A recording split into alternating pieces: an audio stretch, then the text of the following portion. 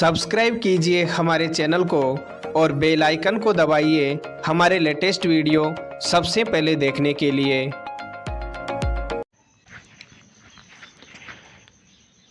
Hello students, welcome back to my YouTube channel SP learning hub.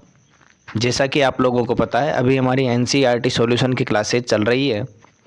तो उसी classes की कड़ी में आज हम बात करने वाले हैं एनसीईआरटी साइंस क्लास 7th का जो 17वां चैप्टर है। स्क्रीन पर आप देख पा रहे हैं, चैप्टर का नाम है वन हमारी जीवन रेखा। इस चैप्टर के अभ्यास प्रश्नों के बारे में आज हम बात करने वाले हैं। अगर आप चैनल पर नए हैं तो सबसे पहले तो चैनल को सब्सक्राइब कर दीजिए और राइट साइड में जो बेल का आइकन है उसको दबा दीजिए, ताकि जैसे ही नेक्स्ट वीडियो अपलोड हो तो उसकी सूचना आप तक आसानी से पहुंच जाए। और अगर आपने पुराने चैप्टर नहीं देखे हैं तो चैनल पर जाके व्यू चैनल पे क्लिक करके प्लेलिस्ट चेक कर सकते हैं। प्लेलिस्ट में आपको पहले चैप्टर से और 16वें चैप्टर तक के एनसीईआरटी समाधान कक्षा 7 के नाम से प्लेलिस्ट बनी हुई है। उसमें 1 से 16 तक के चैप्टर जो हैं उसके अभ्यास प्रश्न अपलोड कर दिए गए हैं। 17वां चैप्टर जो है वन हमारी जीवन रेखा, इसके अभ्यास प्रश्नों के बारे में आज हम बात करने वाले हैं। तो चलिए शुरुआत करते हैं आज की क्लास की। आज की क्लास का पहला प्रश्न ये रहा आप लोगों के सामने। प्रश्न है, समझाइए कि वन में रहने वाले जंतु किस प्रकार वनों की वृद्धि करने और पुनर्जनन में सहायक होते हैं। आपको ये समझाना है कि वन में रहने वाले जो जीव जंतु होते हैं वो वनों की वृद्धि करने के लिए और पुनर्जनन के लिए किस प्रकार लाभदायक होते हैं, किस प्रकार सहायक होते हैं। तो देखिए उत्तर देखते हैं। निम्न तरीकों से वन में रहने वाले जंतु वन की वृद्धि करने और पुनर्जनन में सहायक होते हैं। ये जंतुओं के अपशिष्ट पदार्थ जैसे गोबर आदि को सूक्ष्म जीव सरल अवयवों में विभाजित कर देते हैं, मृदा को आवश्यक पोषक तत्व प्रदान करते हैं तथा पौधों की वृद्धि एवं विकास में सहायक होते हैं। ये जंतुओं और पादपों के कार्बनिक अपशिष्ट पदार्थ मृदा को ह्यूमस प्रदान करते हैं। यह वनों की वृद्धि एवं पुनर्जनन में सहायता करते हैं। जंतु कुछ पादपों के बीजों को बिखरने में मदद करते हैं और इस प्रकार ये पौधों की वृद्धि और पुनर्जनन में सहायक होते हैं। समझिए, निम्न तरीके जो हैं वो हैं कि वन में रहने वाले जो जंतु हैं वनों की वृद्धि करने में कैसे सहायक हैं और पुनर्जनन में कैसे सहायक हैं। क्या करते हैं कि जंतुओं का जो अपशिष्ट होता है गोबर, उसको सूक्ष्म जीव क्या करते हैं, सरल अवयवों में विभाजित कर देते हैं। सूक्ष्म जीव क्या करते हैं, सरल अवयवों में विभाजित कर देते हैं। और जैसे ही ऐसा करते हैं तो मृदा को क्या मिलते हैं, आवश्यक पोषक तत्व मिलते हैं। पोषक तत्व मिलेंगे तो पौधों की वृद्धि और विकास आसानी से होगा। तो पौधों की वृद्धि और विकास करने के लिए हेल्पफुल कौन हुआ, ये जंतु जो आवश्यक पोषक तत्व मिट्टी को प्रदान कर रहे हैं, मृदा को प्रदान कर रहे हैं। ये जंतुओं पादपों को के कार्बनिक अपशिष्ट, जंतुओं और पादपों के जो कार्बनिक अपशिष्ट होते हैं उनका अपघटन कौन करते हैं, छोटे छोटे जीव करते हैं, बैक्टीरिया करते हैं। और मृदा को क्या मिलती है, उससे ह्यूमस मिलती है, मतलब वो ह्यूमस प्रदान करते हैं। ठीक है। यह वनों की वृद्धि और पुनर्जनन में इस प्रकार सहायता करते हैं। कुछ जंतु तो ऐसे होते हैं जो पादपों के बीजों को बिखरने में मदद करते हैं, बिखेरने में मदद करते हैं, जिससे क्या होता है, पौधों का पौधारोपण होता है, मतलब नया पौधा बनता है, तो पुनर्जनन हो गया ये। ठीक है ना। तो इस प्रकार वन जो हैं, जंतु जो हैं, वन में रहने वाले जंतु वनों की वृद्धि और पुनर्जनन में इस प्रकार सहायक हैं। आई होप ये प्रश्न जो हैं आप लोगों को अच्छी तरह समझ में आ गया होगा। वीडियो को अंत तक ज़रूर देखें और बिना स्किप किए आप वीडियो को देखेंगे तो ज़्यादा बेटर रहेगा, आसानी से समझ में आ जाएंगे। देखते हैं अगला प्रश्न। दूसरा प्रश्न ये रहा आप लोगों के सामने। प्रश्न है, समझाइए कि वन बाढ़ की रोकथाम कैसे करते हैं। वन जो है बाढ़ की रोकथाम कैसे करते हैं ये आपको समझाना है। तो देखिए, वृक्षों की जड़ें जल के रिसाव में सहायता करती है। वृक्षों की जड़ें जो होती है क्या करती है, जल का रिसाव करती है। और वृक्षों के कारण ही मृदा जल को बांधे रखती है और बाढ़ को रोकती है। वृक्षों के कारण, अगर वृक्ष हैं तो मृदा क्या करती है, जल को बांधे रखती है और बाढ़ को रोकती है। वन वर्षा जल के प्राकृतिक अवशोषक होते हैं। वर्षा का जो जल होता है इसको अवशोषित करने वाले प्राकृतिक अवशोषक कौन होते हैं, वन होते हैं। ये भी हमको ध्यान होना चाहिए। जब बारिश का पानी पेड़ों और पौधों की पत्तियों पर गिरता है तो यह सीधे जमीन पर नहीं गिरता है, यह धीरे धीरे वन भूमि पर टपकता है और बाढ़ को रोकता है। तो इससे स्पष्ट होता है कि वन बाढ़ की रोकथाम करते हैं। जैसे मान लीजिए कि आपके पास में कोई पौधा है और इस पौधे के पत्तियां होगी, ऊपर से बारिश आई, बारिश की बूंदें क्या करेगी, इन पत्तियों पर रुकेगी और ये धीरे धीरे नीचे वापस फिर से बूंद बूंद करके नीचे गिरेगी। तो क्या होगा, ज़मीन उसको सोख लेगी, ये बहेगा नहीं।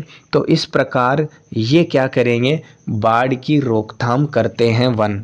बहुत अच्छा प्रश्न है, बन सकता है आप लोगों के लिए। अगला तीसरा प्रश्न ये रहा आपके सामने। प्रश्न है, अपघटक किन्हें कहते हैं? किन्हीं दो अपघटकों के नाम बताइए, ये वन में क्या कार्य करते हैं।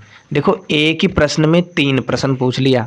सबसे पहले तो अपघटक की परिभाषा आपको बतानी है, 2 अपघटकों के नाम बताने हैं जो अपघटन करते हैं, और तीसरी बात ये बतानी है कि जब वन में अपघटक होते हैं तो ये क्या कार्य करते हैं। बहुत अच्छा प्रश्न है, वेरी वेरी इम्पोर्टेंट प्रश्न के आप लगा सकते हैं, अच्छा प्रश्न है। देखिए उत्तर, पादपों एवं जंतुओं के मृत शरीर को ह्यूमस में परिवर्तन करने वाले सूक्ष्म जीव अपघटक कहलाते हैं। किसी भी पादप का और जंतु का मृत शरीर है, अब मृत शरीर का क्या करेंगे, अपघटन करेंगे। अपघटन करने से क्या होगा, ह्यूमस में ये परिवर्तित हो जाएंगे और मिट्टी में किसकी मात्रा बढ़ जाएगी, ह्यूमस की मात्रा बढ़ जाएगी।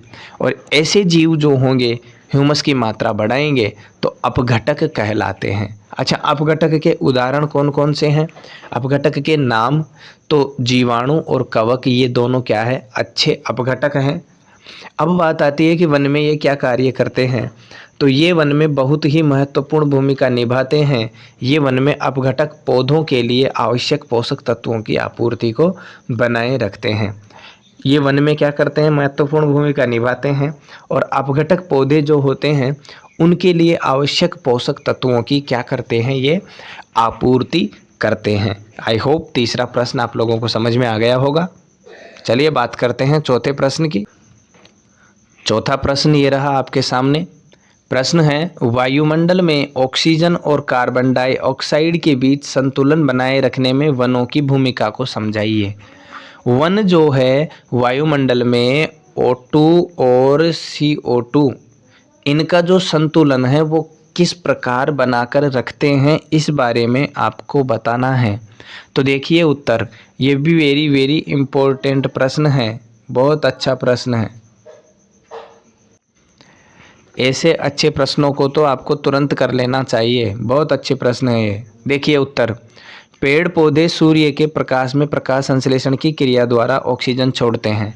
पेड़ पौधे जब सूर्य के प्रकाश की उपस्थिति में प्रकाश संश्लेषण की क्रिया करते हैं तो क्या करते हैं, सूर्य का प्रकाश लेते हैं, वायुमंडल से क्या लेते हैं, CO2 लेते हैं और बदले में देखो O2 छोड़ते हैं।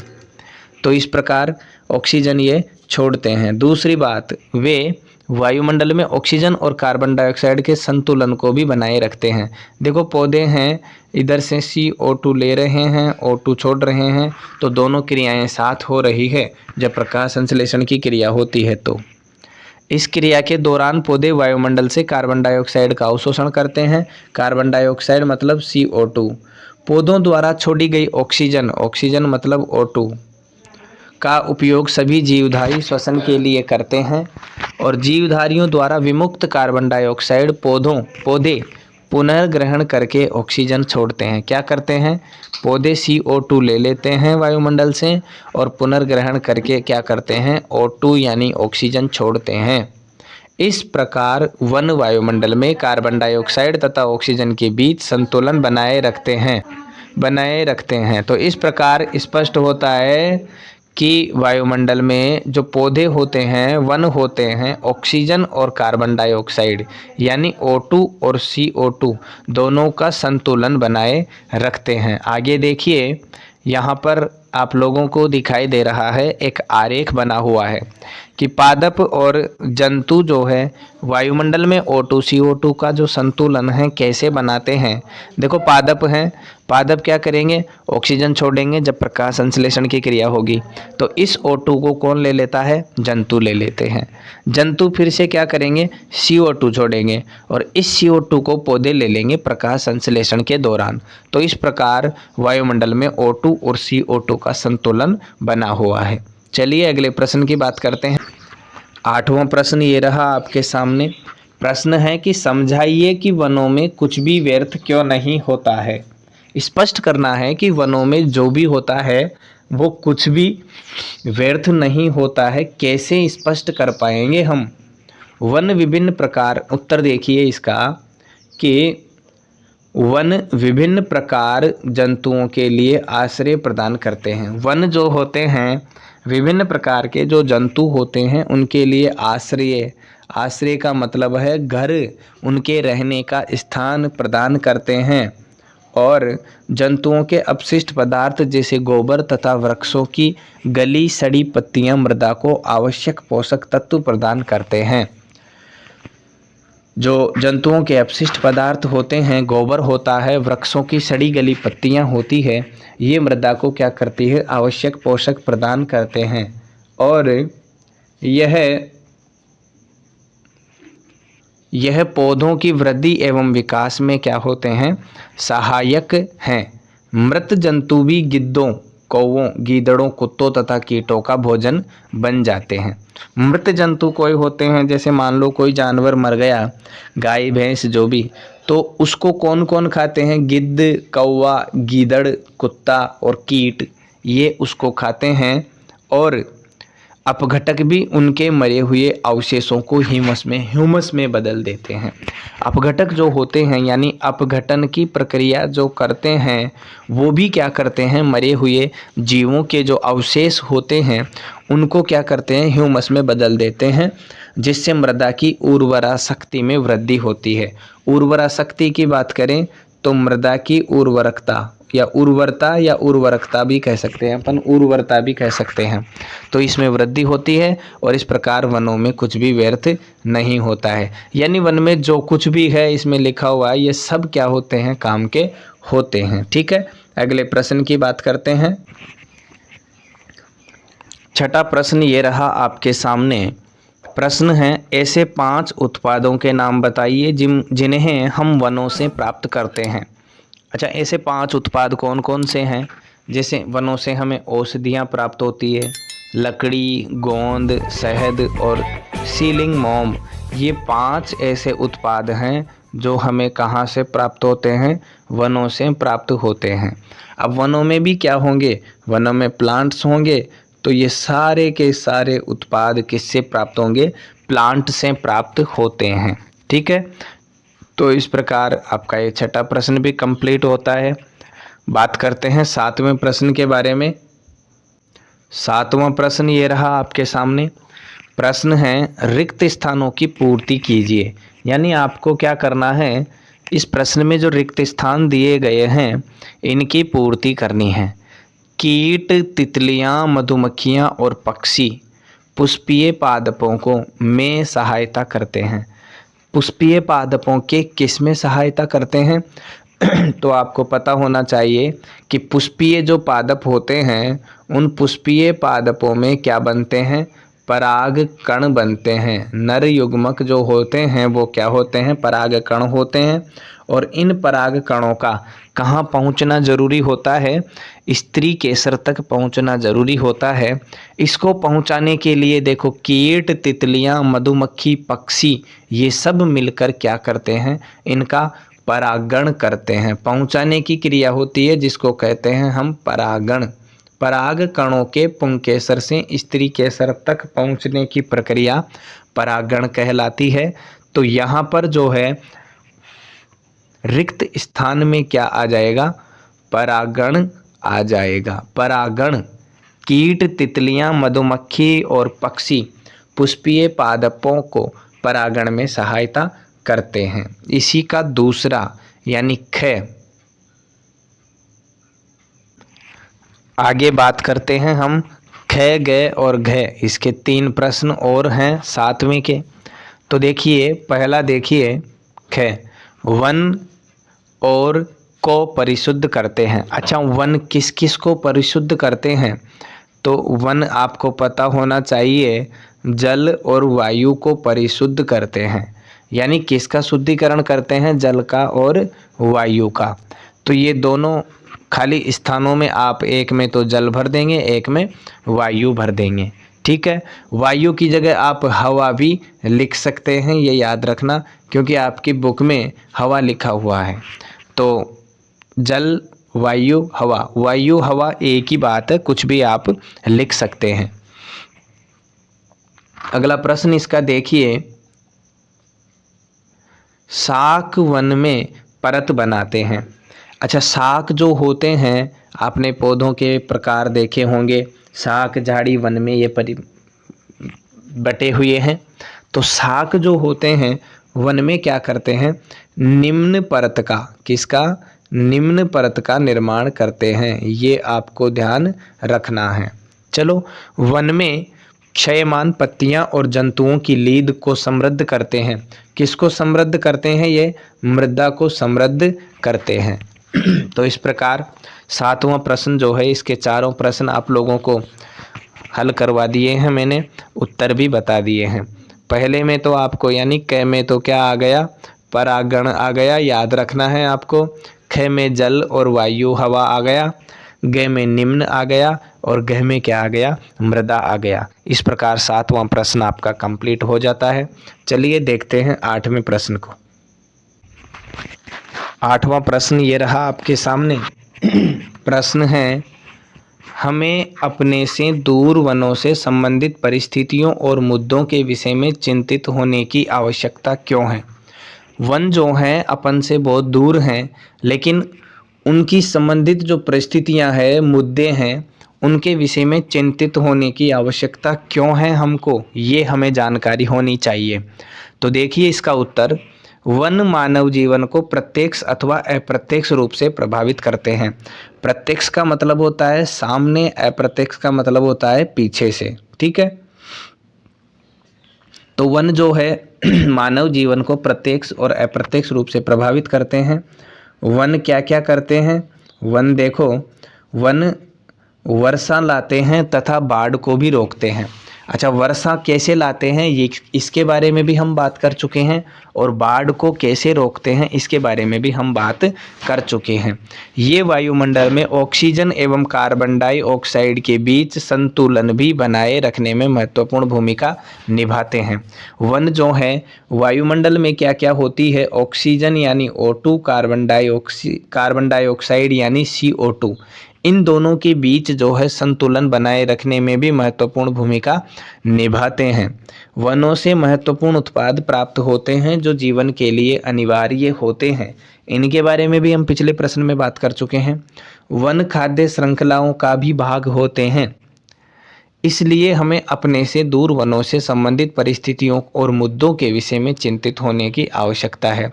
कुल मिला के यह है कि वन को अगर समृद्ध रखेंगे तो हमें हमारी जो आवश्यकता की सामग्री है वो मिलती रहेगी और उसकी आपूर्ति आसानी से होती रहेगी। अगर इसके बारे में हम चिंता नहीं रखेंगे तो एक ऐसा समय आएगा कि वन क्या होंगे? धीरे धीरे नष्ट हो जाएंगे, और जिस दिन समूल वन नष्ट हो जाएंगे हमारी आवश्यकता की पूर्ति करने वाली सामग्रियां हमको नहीं मिल पाएगी और हम जीवित नहीं रह पाएंगे। इसलिए वन से संबंधित जितनी भी परिस्थितियां हैं और जितने भी मुद्दे हैं उनके विषय में हमको चिंतित होने की आवश्यकता है। मतलब उनकी थोड़ी सी टेंशन हमारे दिमाग में होनी चाहिए। किसके लिए? जिम्मेदारी निभाने के लिए। ओके, चलते हैं नेक्स्ट क्वेश्चन की तरफ। अगला 9वां प्रश्न ये रहा आपके सामने। प्रश्न है, समझाइए कि वनों में विभिन्न प्रकार के जंतुओं और पादपों के होने की आवश्यकता क्यों है। स्पष्ट करना है कि वनों में विभिन्न प्रकार के जो जंतु रहते हैं, वहाँ पर पादप होते हैं, इनकी आवश्यकता क्यों है ये स्पष्ट करना है। देखिए, वन में विभिन्न किस्म के पौधे एवं जंतु पाए जाते हैं और वन में पाए जाने वाले पादप बहुत से शाकाहारी जंतुओं को भोजन एवं आश्रय प्रदान करते हैं। वन में क्या है, बहुत किस्म के अलग अलग किस्मों के पौधे और जंतु पाए जाते हैं और वन में पाए जाने वाले पादप जो होते हैं शाकाहारी जंतुओं को तो भोजन और आश्रय, भोजन आश्रय, आश्रय का मतलब रहने के लिए स्थान और भोजन आप जानते ही हैं, तो ये प्रदान करते हैं। बहुत बड़ी संख्या में शाकाहारी जीवों की उपस्थिति मांसाहारी जंतुओं के लिए भोजन की उपलब्धता को सुनिश्चित करती है। बहुत बड़ी संख्या में जो शाकाहारी जीवों की उपस्थिति है वो क्या करती है, मांसाहारी जंतुओं के लिए भोजन की उपलब्धता को सुनिश्चित करती है। यानी अगर जंगल में, वन में बहुत बड़ी संख्या में शाकाहारी जीव हैं तो वो मांसाहारी जंतुओं के भोजन के लिए पर्याप्त होंगे, ये इससे स्पष्ट होता है। वन में जंतुओं की विभिन्न किस्में पौधों की वृद्धि एवं पुनर्जनन में सहायक होती है। इस बारे में भी हम पहले प्रश्नों में बात कर चुके हैं कि पौधों की वृद्धि और पुनर्जनन में वन में जंतु जो हैं वो किस प्रकार सहायक हैं, इसका पहला ही प्रश्न था और वहाँ पर बहुत अच्छी तरह मैंने आप लोगों को समझाया था। अपघटक पौधों एवं जंतुओं के कार्बनिक पदार्थों को ह्यूमस में तोड़कर लगातार मृदा को आवश्यक पोषक तत्वों की आपूर्ति करते हैं। इस बारे में भी मैंने एक प्रश्न आया था, उसमें बता दिया है। इस प्रकार वन एक गतिक जीव सजीव इकाई है जो जीवन और जीवन क्षमता से भरपूर है। इस प्रकार हम स्पष्ट कर चुके हैं कि वन में विभिन्न प्रकार के जंतु और पादपों के होने की आवश्यकता क्यों है। बहुत ज़रूरी है वन में जंतु और पादपों का होना। चलिए आगे चलते हैं। 10वां प्रश्न आप लोगों के सामने ये रहा। प्रश्न है, चित्र 17.15 में चित्रकार चित्र को नामांकित करना और तीरों द्वारा दिशा दिखाना भूल गया। चित्र को नामांकित करना भूल गया और दिशा दिखाना भूल गया। अब जहाँ जहाँ तीर का निशान लगा है, तीरों पर दिशा को दिखाइए और चित्र कम निम्नलिखित, चित्र कम नहीं है यहाँ पे, चित्र के निम्नलिखित नामों द्वारा नामांकित करिए। चित्र के लिख दो, चित्र को लिख दो, है ना। चित्र को निम्नलिखित नामों द्वारा नामांकित कीजिए। अच्छा, नाम कौन कौन से हैं जो प्रश्न में आपको दिए हुए हैं, ये रहे नीचे। अब इन नामों से आपको बताना है कि कहाँ कहाँ कौन कौन सा ये शब्द लिखा हुआ होना चाहिए। ठीक है, ये देखिए मैंने लिख दिए हैं, आसानी रहे इसलिए मैंने लिख दिए हैं, क्योंकि जब मैं इसमें लिखता हूँ तो वो थोड़े बड़े होते हैं, तो मैंने छोटे लिख दिए हैं बिल्कुल। ठीक है ना। अब आपको मैं समझा देता हूँ, यहाँ से समझ लीजिए। देखो क्या क्या शब्द थे वहाँ पर, कौन कौन से शब्द थे, उन शब्दों को यहाँ पर लिखना है। सबसे पहले बादल लिखा हुआ है, तो भाई बादल तो ये रहे, यहाँ लिखना भूल गया मैं, यहाँ लिख देता हूँ। ठीक है, ये लिख दिया बादल। चलो दूसरे नंबर पर वर्षा है। ये देखो बूंदे सी यहाँ धारियाँ सी जो दिख रही है, ये वर्षा है, ये लिख दिया मैंने वर्षा। इसके बाद में है वायुमंडल, तो ये पूरा जो है यहाँ का वातावरण, यही क्या हो जाएगा, वायुमंडल हो जाएगा। ठीक है, ये वायुमंडल हो गया।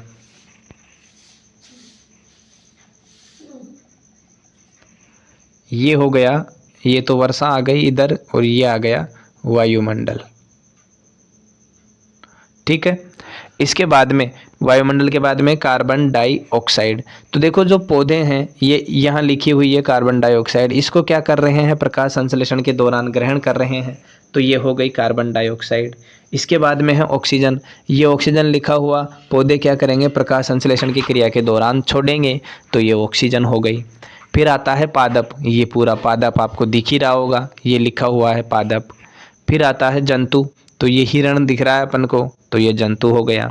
मृदा, मृदा कहाँ है, अरे पौधे की जो जड़ें आपको दिख रही है, इन जड़ों के ऊपर की जो यहाँ पर ये परत है, ये क्या है, मृदा है, यहाँ पर ये लिखा हुआ है। ठीक है, फिर आता है मृदा के बाद में अपघटक।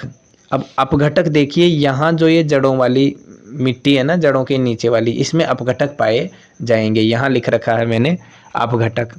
अपघटक के बाद में लिखा हुआ है मूल, तो मूल और जड़ एक ही है यहाँ पर। तो ये देखो जड़ें हैं यहाँ छोटी छोटी दिखाई दे रही होगी आपको, पौधे में दिखाई दे रही है, ये जड़ें हैं यहाँ एरो से मैंने बता रखा है इधर ऐसे छोटी छोटी। तो ये क्या है, ये जड़ है। मूल बोल दो, जड़ बोल दो। अच्छा, भौम जल स्तर, ये देखिए यहाँ पर ये जो परत दिख रही है ये किसकी परत है, ये भौम जल की परत है जिसको हम कह रहे हैं भौम जल स्तर। तो इस प्रकार ये प्रश्न कंप्लीट हो जाता है। चलते हैं अगले प्रश्न की तरफ। अगला प्रश्न देखते हैं 11वां, निम्नलिखित में से कौन सा वन उत्पाद नहीं है। अच्छा, वन उत्पाद तो आप समझते ही होंगे ना, वन से प्राप्त नहीं है। वन से प्राप्त होने वाले जो सामग्री होती है उसको हम कहेंगे वन उत्पाद। समझ गए होंगे आप, वन उत्पाद समझ में आ गया। अब देखिए, गोंद, प्लाईवुड, सील करने की लाख और केरोसिन। एक चीज़ बताओ मुझे, गोंद किससे प्राप्त होता है, पौधों से प्राप्त होता है, पेड़ों से प्राप्त होता है। प्लाईवुड, प्लाई की जो लकड़ी होती है वो भी पेड़ों से प्राप्त होती है। सील करने की जो लाख आती है वो भी पेड़ों से प्राप्त होती है। तो केरोसिन पेड़ों से प्राप्त नहीं होता है, ये तो क्या है, एक पेट्रोलियम उत्पाद है। क्या है ये, पेट्रोलियम उत्पाद है। तो केरोसिन ही सही आंसर यहाँ पर हो जाएगा। देखिए यहाँ उत्तर भी लिखा हुआ है केरोसिन, ठीक है। तो यहाँ पर सही आंसर क्या हो जाएगा, चौथा ऑप्शन सही हो जाएगा, केरोसिन। नेक्स्ट 12वें प्रश्न की बात करते हैं। 12वां प्रश्न ये रहा आपके सामने, निम्नलिखित में से कौन सा वक्तव्य सही नहीं है। सही नहीं है मतलब गलत होगा। अब इसमें से आपको देखना है कि 3 तो क्या होंगे, सही होंगे और 1 गलत होगा, और जो गलत होगा वही क्या होगा, उसका आंसर होगा। ठीक है, देखते हैं। वन मृदा को अपर्दन से बचाते हैं। हाँ बिल्कुल बचाते हैं, तो ये तो सही है, वन मृदा को अपर्दन से बचाते हैं। वन में पादप और जंतु एक दूसरे पर निर्भर नहीं होते हैं।